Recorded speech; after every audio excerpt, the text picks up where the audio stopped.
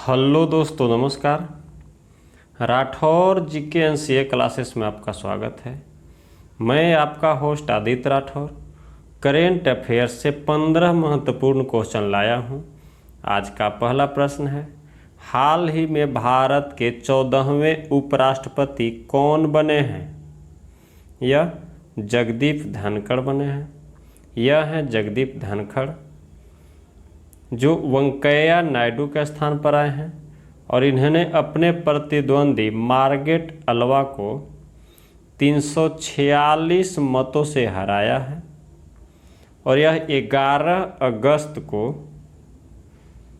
अपनी पद की शपथ लेंगे और यह उपराष्ट्रपति बनने से पहले पश्चिम बंगाल के राज्यपाल थे।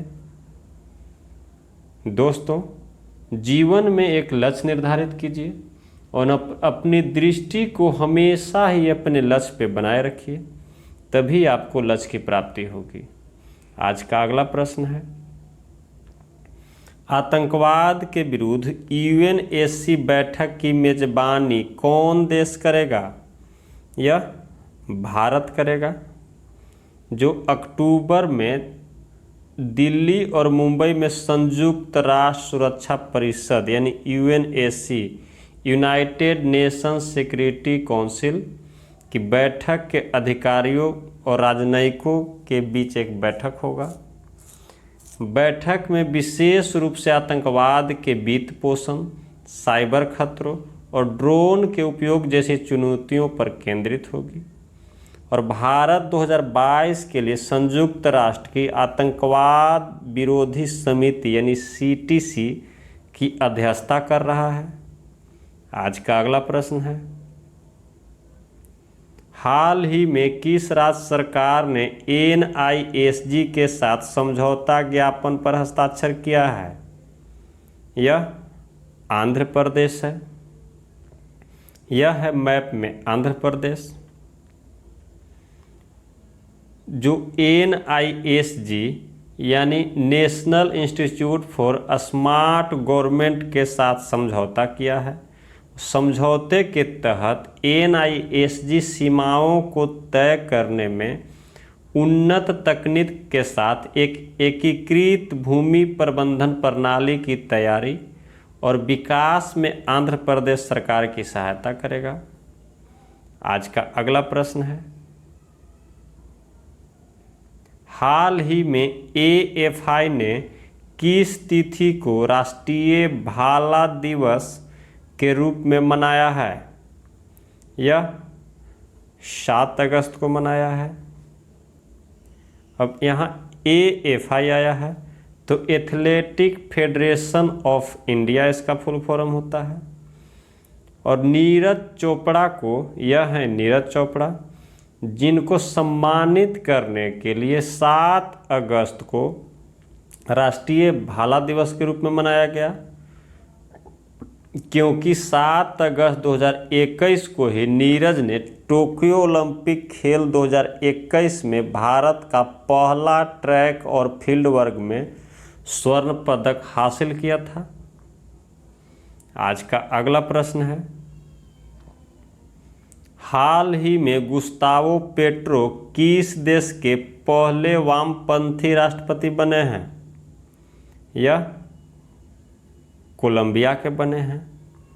यह हैं गुस्तावो पेट्रो, जिन्होंने कोलंबिया के M19 गुरिल्ला समूह के पूर्व सदस्य होने के साथ अब यह राष्ट्रपति बन गए हैं। और नए राष्ट्रपति की घोषणा के अनुसार कोलंबिया तेल की खोज के लिए नए लाइसेंस देना बंद कर देगा। और कोलंबिया एक दक्षिण अमेरिका का देश है और राजधानी इसका बोगोटा है और मुद्रा कोलंबियाई पेसो है।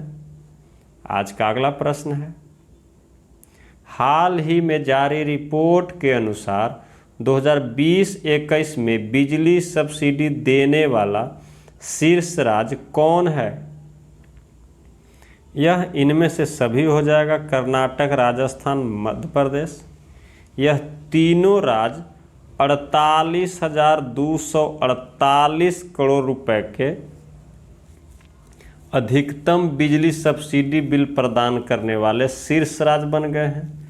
संयुक्त रूप से तीनों हैं और दूसरा पर नई दिल्ली है जो 3149 करोड़ हो गया है। आज का अगला प्रश्न है,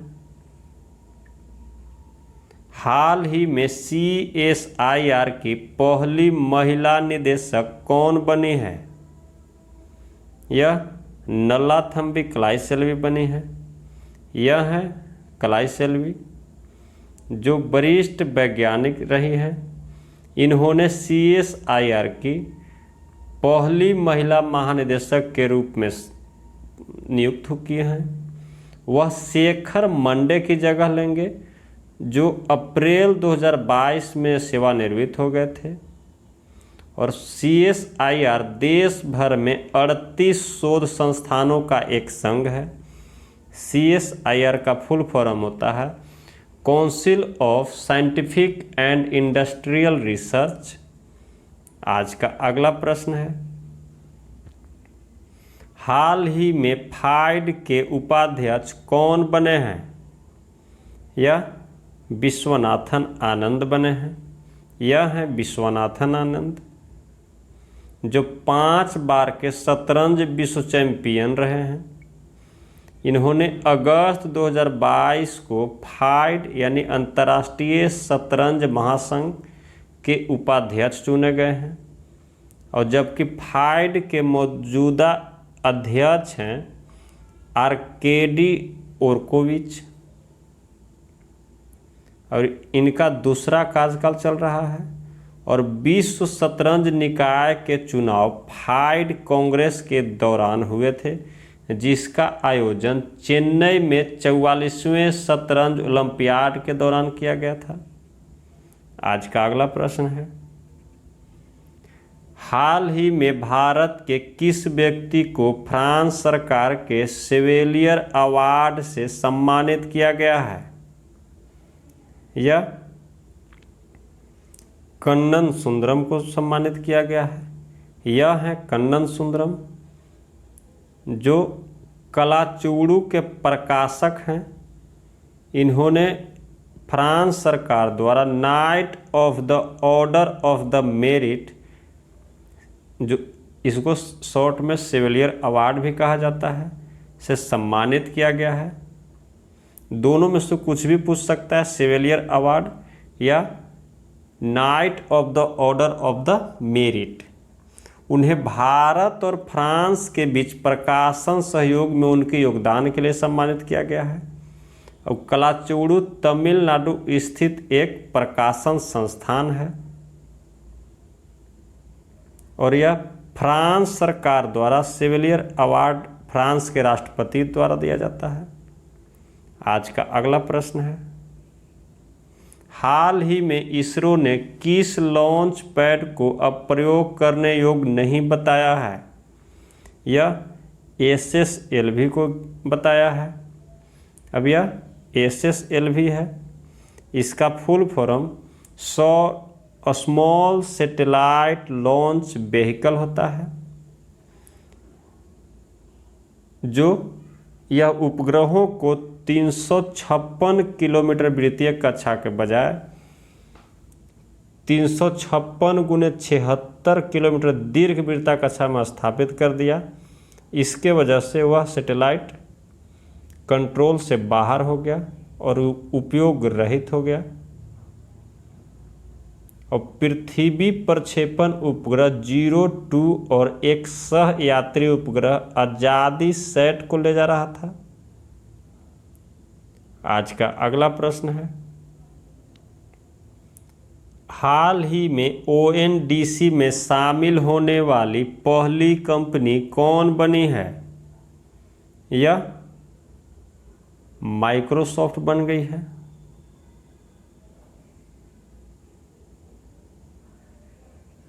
यह माइक्रोसॉफ्ट कंपनी बन गई है।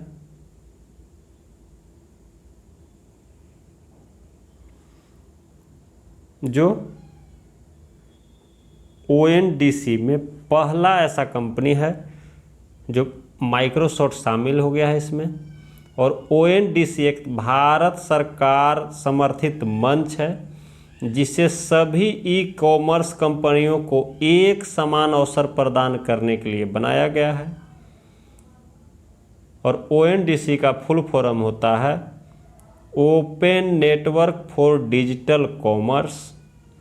आज का अगला प्रश्न है,